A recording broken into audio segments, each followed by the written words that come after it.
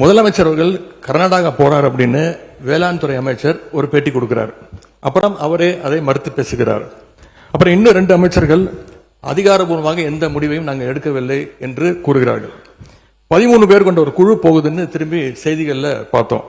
கடைசியில் என்ன ஆச்சுன்னா, கர்நாடக முதலமைச்சர் சொல்லிட்டார், இந்த தமிழ்நாடு முதலமைச்சர் இங்கே வர வேண்டாம், நாங்கள் தண்ணி எல்லாம் கொடுப்பதற்கு தயாராக இல்லை என்று கர்நாடக முதலமைச்சர் அவர்கள் தெரிவிக்கிறார். சட்டப்படி இந்த பிரச்சனையை அணுகிறதுல நாம உறுதியா இருக்கிறோம், அதில் மாற்றமே இல்லை. இருந்தாலும் ஒரு அட்டெம்ப்ட் எடுத்து பார்க்கலாம்னு தோணுனது தான் அந்த பெங்களூர் விசிட்.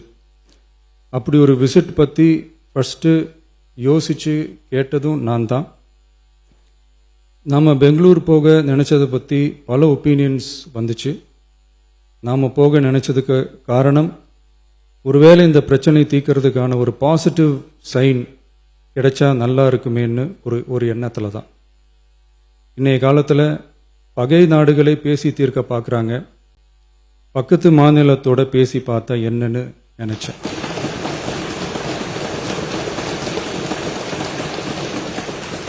அதனால தான் அப்படி ஒரு அட்டெம்ப்ட் எடுக்க நான் ட்ரை பண்ணோம். ஒருவேளை அந்த அட்டெம்ப்டில் ஒரு அவமானம் நேர்ந்தா என்ன செய்யன்னு சில பேர் கேட்டாங்க. அப்படி நடந்தா தமிழ்நாட்டு மக்களுக்காக அதையும் தாங்க தயாராக தான் இருக்கேன்.